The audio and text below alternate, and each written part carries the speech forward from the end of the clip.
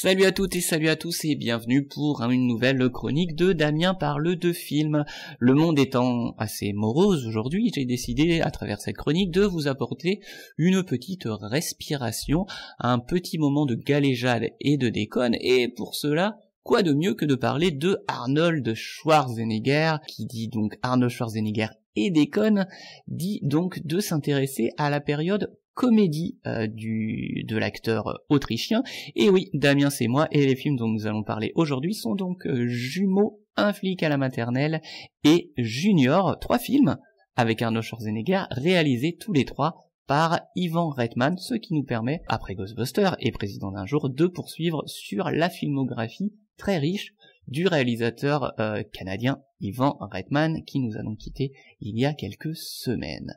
Petit focus tout d'abord sur Arnold Schwarzenegger, surtout connu donc pour être un héros d'action, avec des films comme Predator ou Terminator, mais qui pourtant, il faut le rappeler, a commencé sa carrière en 1970 avec une comédie qui était donc Hercule à New York. On en parle souvent de Hercule à New York, il est souvent cité sur les sites notamment de Nanar, je pense à nanarland.com, alors qu'à y regarder de plus près, eh bien le titre est beaucoup plus prometteur et alléchant que son contenu.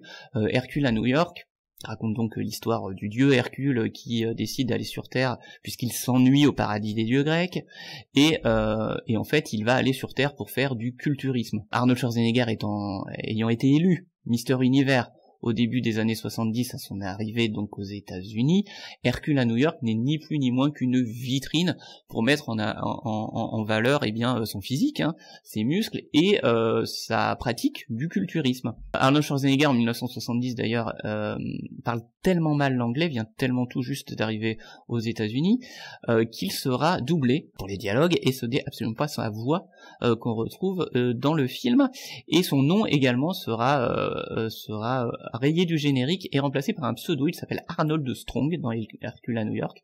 C'est un petit peu pseudonyme d'acteur pornographique, et on le verra ensuite à la télévision quelques années plus tard dans des séries à droite et à gauche, mais il faudra attendre 14 ans puisque ce n'est qu'en 1984 qu'il se fera vraiment connaître en tant que héros d'action au cinéma avec Conan le Barbare de John Milius, un film où c'est encore surtout ses muscles et son physique qui sera mis en avant puisqu'il ne prononce pas un mot dans Conan le Barbare en 1982, 12 ans plus tard, et donc Terminator en 1984. Donc les premiers films Conan ou Terminator, qu'il va faire donc du début des années 80 jusqu'au milieu des années 80-85, c'est vraiment des rôles de cinéma d'action qui mettent surtout en valeur son physique, puisqu'il en a bien conscience lui-même, et les réalisateurs également, ses capacités de jeu sont relativement limitées.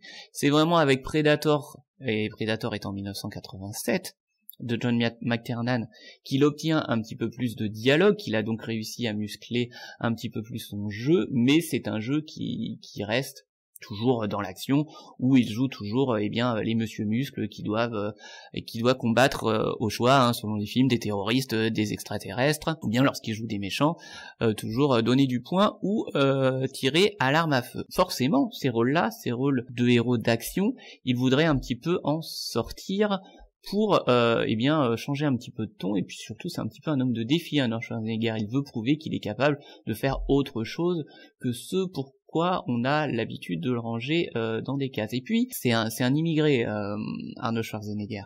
Il est autrichien, donc on le range facilement dans des cases. Il le dit lui-même. Il est d'abord l'immigré, il est d'abord l'autrichien, et puis après il est le Monsieur Univers. Il est donc que Monsieur Muscle. Après il réussit à s'imposer comme héros d'action, mais on se dit il ira pas plus loin que les héros d'action. Il veut donc prouver à chaque étape qu'il vaut mieux que la case dans laquelle on veut bien le ranger. Et s'il a réussi à avoir sa place dans le cinéma, c'est parce qu'il a su à chaque fois s'entourer de réalisateurs visionnaires, de réalisateurs uniques, des réalisateurs qui sont surtout parfois des auteurs avec un univers propre. Je pense à John Milius pour Conan, à John McTiernan bien sûr avec Predator, qui est vraiment un réalisateur de films d'action qui a son univers, et bien sûr James Cameron qui est le réalisateur de science-fiction visionnaire. Et donc tous ces réalisateurs-là, en plus d'avoir leur propre univers, ont su comme ça mettre en avant, valoriser Arnold Schwarzenegger. Et son succès, Arnold Schwarzenegger, il sait très bien qu'il le doit surtout aux gens qui l'entourent. Et sa grande qualité, c'est ça, c'est de choisir les meilleurs.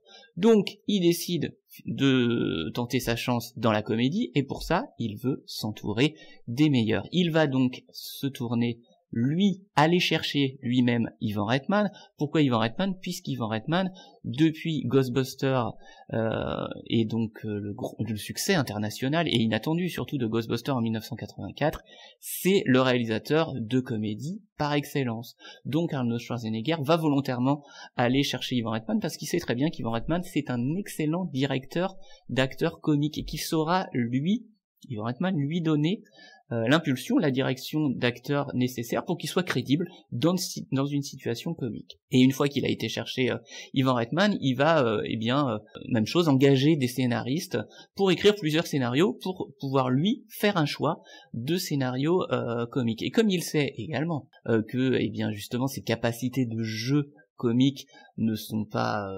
extraordinaires, il va devoir se reposer sur finalement ce qu'on appelle un high concept. Les high concepts, c'est quand c'est le scénario a un concept original et que le concept fait le film. Et donc ce concept, c'est Jumeaux en 1988, qui possède donc ce fameux high concept comique que recherche Arnold Schwarzenegger. Il serait le frère jumeau de Danny DeVito. Et la blague principale du film réside dans ce pitch improbable, puisque Arnold Schwarzenegger, c'est le monsieur muscle de plus de 2 mètres pour 120 kilos, là où Danny DeVito, c'est justement l'acteur new-yorkais et réalisateur, mais qui mesure 1m60 et pour 60 kilos. Donc c'est l'antagoniste de Arnold Schwarzenegger. Donc la blague repose là-dessus, des jumeaux qui ne se ressemblent absolument pas du tout. D'ailleurs, il le dit lui-même, Arnold Schwarzenegger, toute la blague repose sur l'affiche.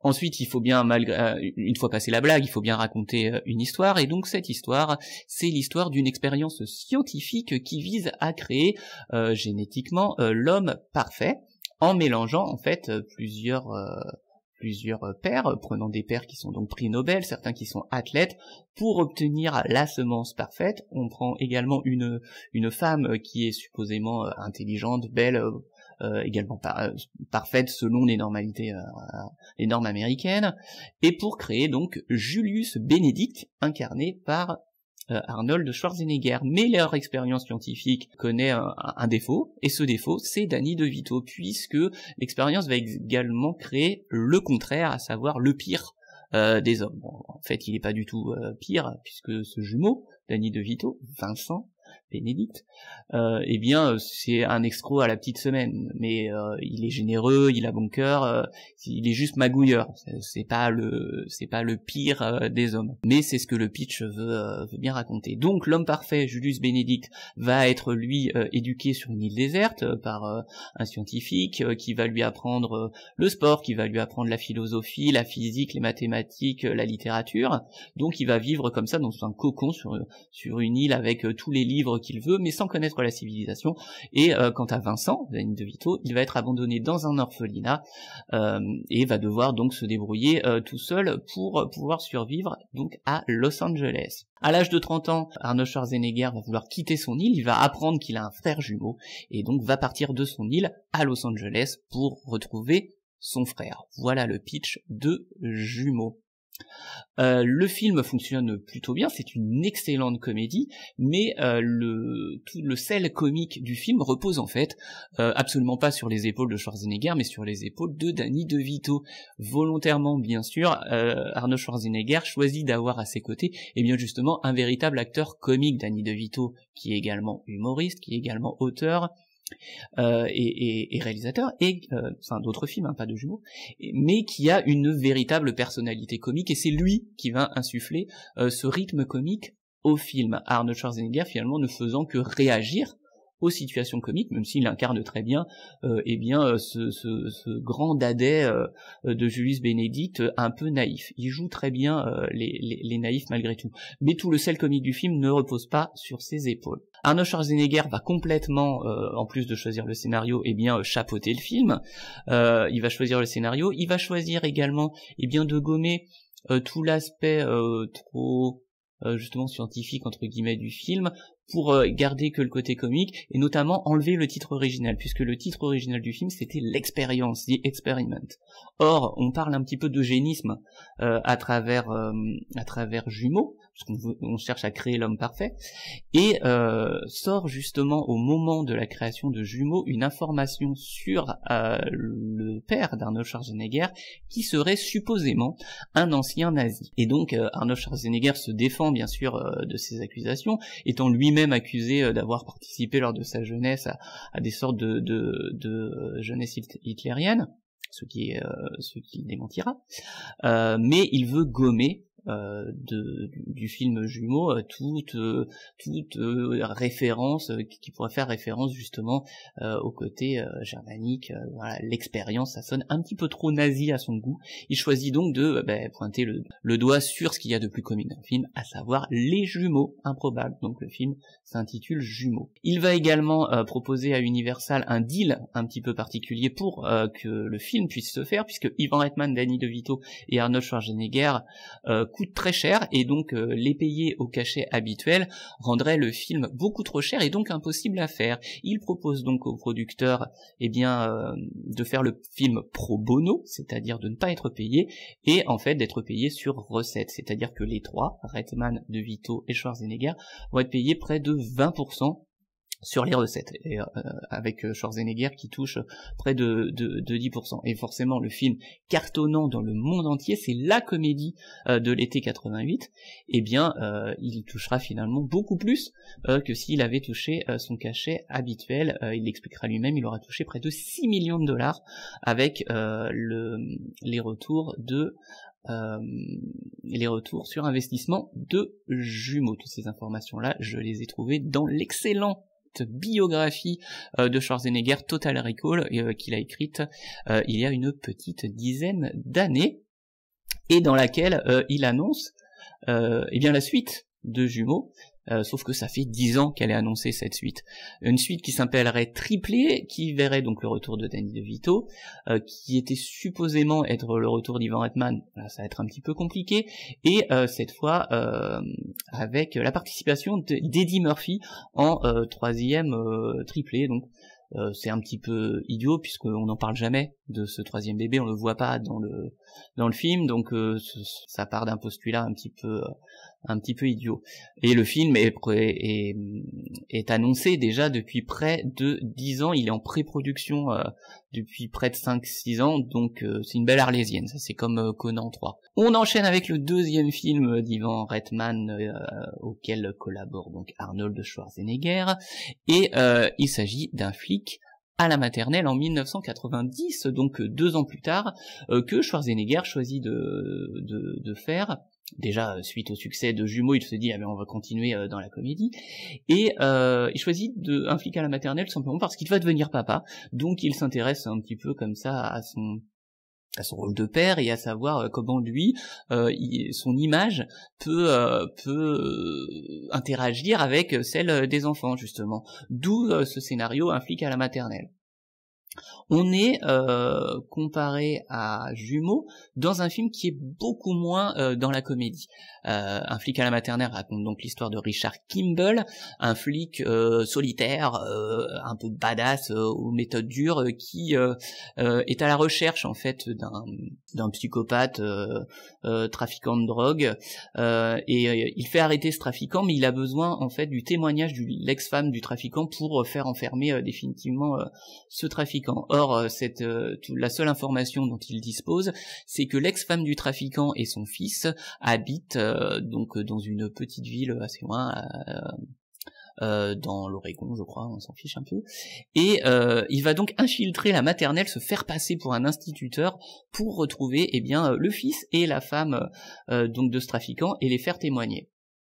Sauf que le trafiquant va réussir à faute de témoignage, à être sorti de prison et donc va aller le rechercher. Mon problème principal avec ce film, c'est que déjà au niveau de la narration, au niveau du film en lui-même, il y a très peu d'objets de comédie. On est encore dans le high concept, parce que la blague, elle est sur l'affiche, c'est Schwarzenegger qui est un dur à cuire entouré d'enfants qui lui mènent la vie dure, et donc sur son concept de ce serait drôle s'il y avait un flic à la maternelle. Le problème, c'est que c'est pas drôle du tout, un flic à la maternelle. Un policier dans une école, ça n'est pas drôle. Et quand on réfléchit un petit peu au plan de couverture de Schwarzenegger, à savoir se faire passer par un instituteur pour attirer finalement un trafiquant, tu utilises donc une centaine d'élèves comme appât. Donc ça ne peut se terminer que comme le film se termine, à savoir par une grosse prise d'otage. Donc c'est un film incroyablement irresponsable, c'est un film qui valorise un petit peu le tout répressif. Ivan Reitman, lors de la réalisation du film, ça le gêne un peu, ce pitch-là. D'abord, il a conscience qu'il va pas vraiment réaliser une comédie, mais qu'il va réaliser un film d'action, puisque pendant près de 30 minutes, on est complètement dans un film d'action classique, avec le flic solitaire qui pourchasse le méchant, et il faut attendre vraiment la 30e minute du film pour commencer à avoir cette respiration, ce comique qui est apporté en fait par les élèves de cette fameuse classe de maternelle, où on a comme ça des petites scénettes avec élève par élève. On a l'élève qui répète ce que ses parents disent, l'élève qui dit toujours pénis ou vagin, l'élève qui a toujours envie d'aller aux toilettes, etc., pour constituer comme ça ces petites scénettes comiques. Donc pendant une demi-heure où Arnold Schwarzenegger est à la maternelle et doit faire face à diverses situations avec les enfants, et forcément on s'en sort pas puisque c'est pas son milieu, on assiste à des petits moments de comédie, mais la structure même du film est un film d'action.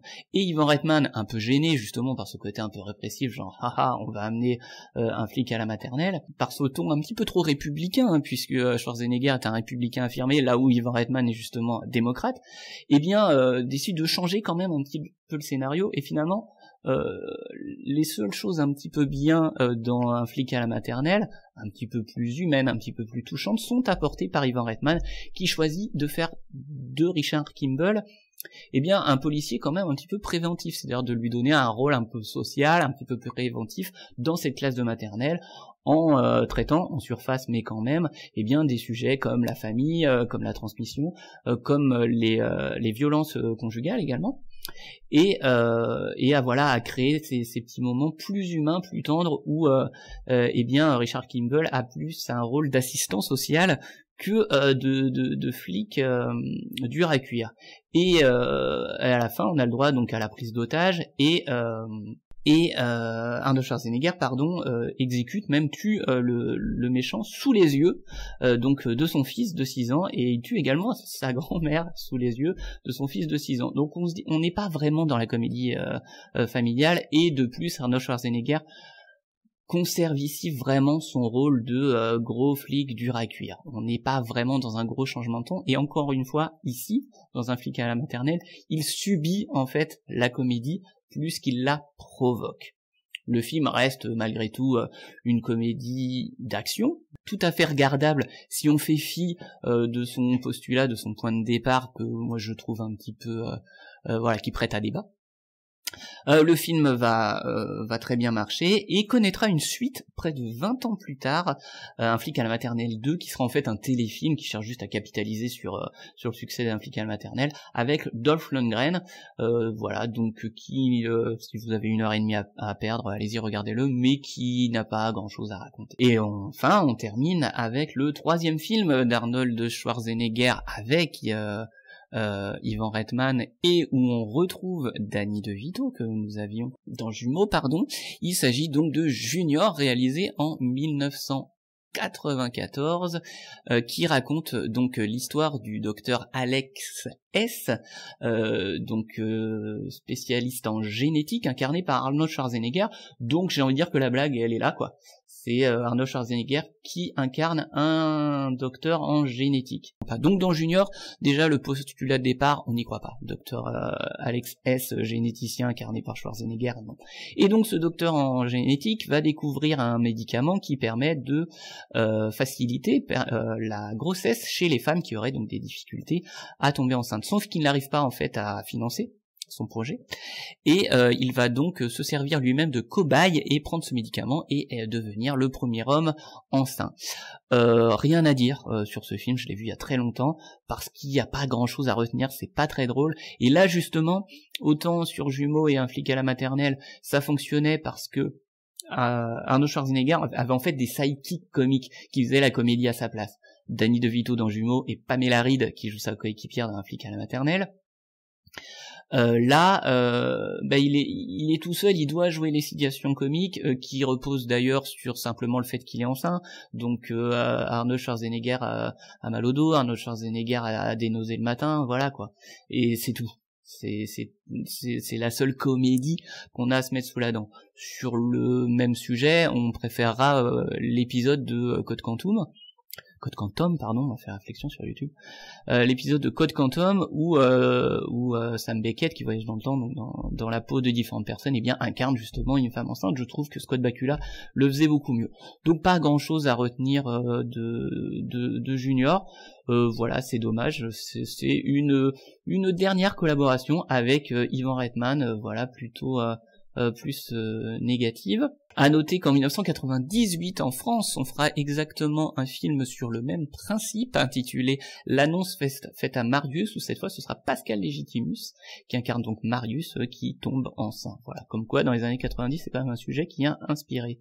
Pour revenir sur Junior, le film rencontrera tellement mauvaise presse qu'il servira un peu de running gag, un petit peu de vanne, notamment de la part de Sylvester Stallone pour moquer justement les mauvais films fait par Arnold Schwarzenegger. Alors Sylvester Stallone, parlons-en, on peut faire une parenthèse sur lui, puisqu'il est le concurrent direct d'Arnold Schwarzenegger dans les années 80, puisque lui aussi, pour une raison qu'on n'explique pas trop, c'est-à-dire que Stallone a toujours été jaloux de Schwarzenegger, il le détestait même, alors que ils viennent absolument pas du même genre, j'ai envie de dire. Schwarzenegger, c'est Monsieur Muscle, donc il ne pouvait incarner que les héros d'action. Mais Stallone, avec Rocky, il commence le cinéma plutôt dans un style Nouvelle Hollywood, plutôt dans un style film d'auteur. Rocky, c'est pas un film de boxe, c'est un film sur un boxeur, mais c'est un film intimiste, c'est un film de composition, où Sylvester Stallone montre qu'il est un excellent comédien et qu'il sait jouer. Pourquoi est-ce qu'il a voulu se mettre en concurrence avec Schwarzenegger, avoir des gros muscles et aussi faire sa fête aux terroristes, aux extraterrestres ou autres dans Rambo, Cobra ou autre film? Allez savoir. Le fait est que il veut avoir la même carrière que Schwarzenegger, Sylvester Stallone. Il décide donc lui aussi de faire appel entre guillemets au meilleur, puisque Schwarzenegger avait fait appel à Ivan Reitman. Sylvester Stallone va faire la même chose en faisant appel à John Landis, le réalisateur de Blues Brothers et aussi d'Un fauteuil pour deux et Un prince à New York, les comédies avec Eddie Murphy, en réalisant, et c'est assez original, un remake d'Oscar, le film avec Louis de Funès, où le film s'appelle L'embrouillé dans le sac en français, et donc sort en 1991. Alors Stallone n'incarne pas le rôle de Louis de Funès, ce serait bizarre. Ma biche, oui, moquez-vous, faites-vous Stallone qui fait de Funès. Non, là il incarne un autre rôle, bien sûr, dans Oscar, et le film fera un gros bide, donc entrée ratée pour Stallone dans la comédie, et il retentera le coup dans la comédie avec Arrête où ma mère va tirer en 1992, soit l'année d'après, et la faute à Schwarzenegger, puisqu'en fait Schwarzenegger reçoit le script de Arrête où ma mère va tirer, le trouve complètement nul et décide de faire une blague à Stallone en faisant passer la rumeur comme quoi il va signer le film, que ce sera sa prochaine comédie et qu'elle est formidable. Et Stallone réussit à avoir le scénario et se dit haha, je vais signer avant lui, je vais dire oui avant avant lui, comme ça, je vais lui couper l'herbe sous le pied. Et c'est comme ça qu'il signe. Sauf que bien sûr, Schwarzenegger n'avait absolument pas l'intention de faire le film. Alors Arrête où ma mère va tirer, c'est un petit peu comme Hercule à New York. Hein. Le titre est beaucoup plus prometteur que le film en soi. Le film est une comédie d'action, tout ce qu'il y a de plus classique. Et puis, encore une fois, Stallone est bien meilleur comédien, donc lui peut être beaucoup plus drôle que Schwarzenegger. Donc allez savoir pourquoi cette concurrence. Enfin bref, tout ça pour dire que cette comédie, Arrête où ma mère va tirer, c'était une blague de Schwarzenegger. Alors pour revenir sur les 3 comédies de Schwarzenegger, pourquoi est-ce que j'insiste à chaque fois pour dire que c'est pas vraiment un changement de genre, c'est plus un changement de ton pour Arnold Schwarzenegger, puisqu'à y regarder de plus près, il incarne toujours plus ou moins les mêmes rôles, même si on rit beaucoup plus dans Jumeaux que dans Predator. Eh bien Arnold Schwarzenegger, et ce depuis le début de sa carrière, il incarne toujours le surhomme. Le surhomme parce que dans Terminator c'est un androïde, le surhomme parce que dans Predator il est l'agent des forces armées qui doit tuer un extraterrestre. Dans Jumeaux il est scientifiquement l'homme le plus évolué. Dans Un flic à la maternelle il joue le flic badass comme il a l'habitude de jouer. Il joue toujours les surhommes. Il joue toujours le héros américain tel qu'il se l'imagine, le cow-boy ultime.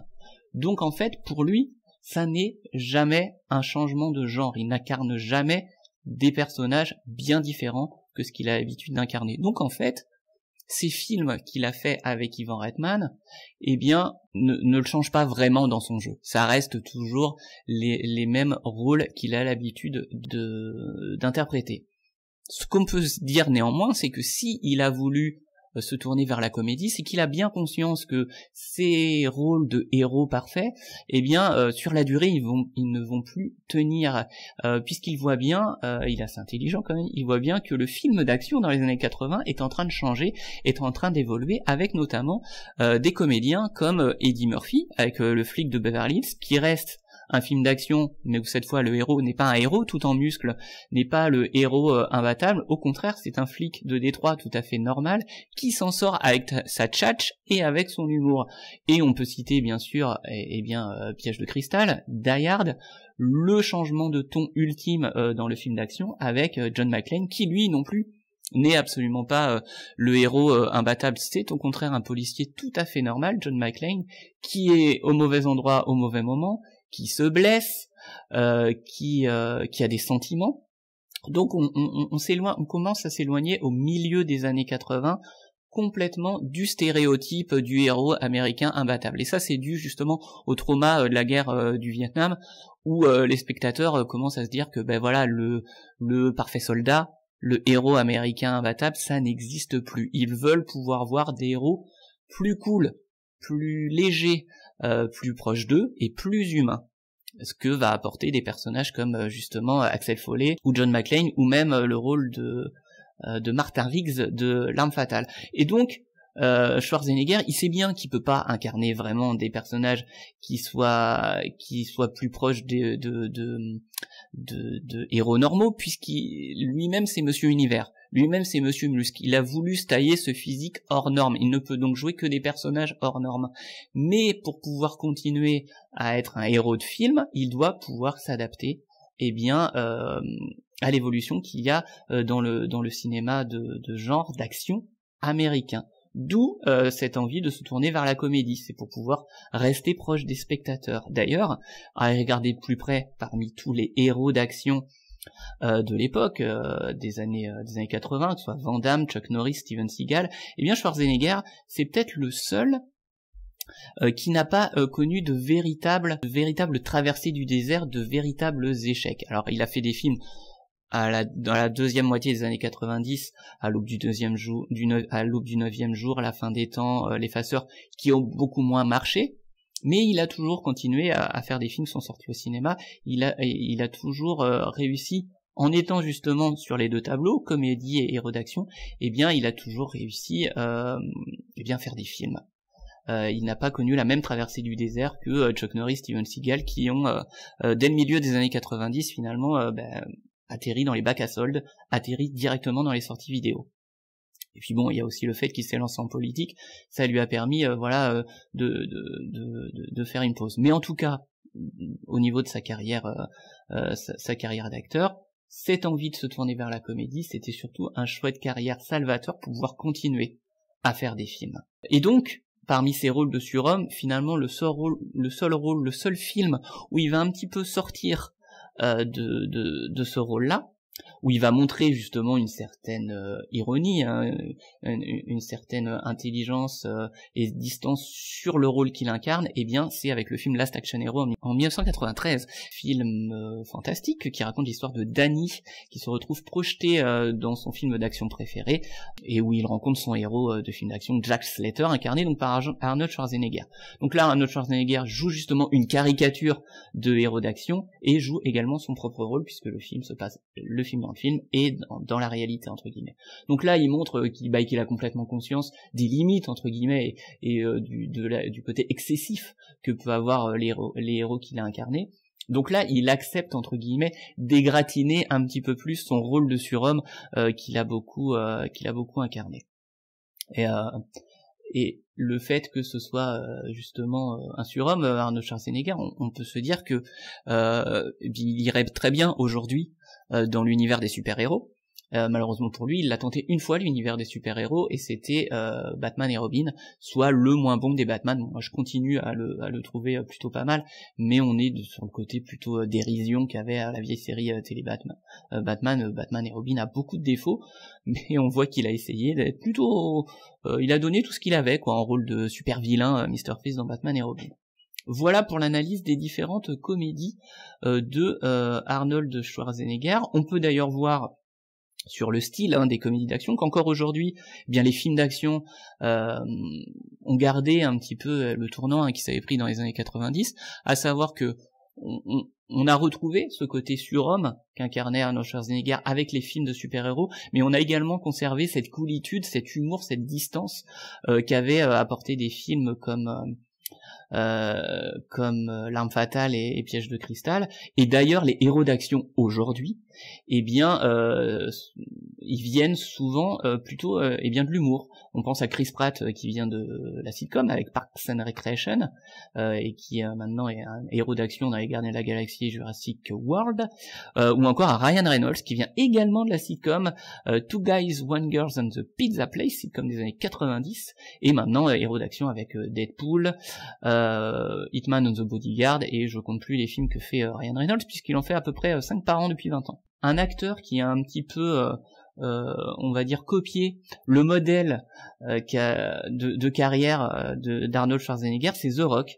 The Rock qui a commencé comme surhomme, pareil, alors lui catcheur, mais même chose, très musclé, et dans des films d'action comme Le Roi Scorpion, et qui très vite a fait comme Schwarzenegger a bien vu que s'il changeait pas de style très vite, il allait un petit peu rester cantonné dans un truc assez monolithique, et donc il a fait un deal avec Disney, avec des films comme Fait malgré lui, ou Maxi Papa, et puis plus récemment Jumanji, dans lesquels il montre qu'il peut également être à l'aise dans les comédies. Donc on peut faire un parallèle entre la carrière de The Rock et celle d'Arnold Schwarzenegger, le choix de la comédie étant donc surtout un choix de salvateur pour leur carrière. Voilà, c'est tout pour moi.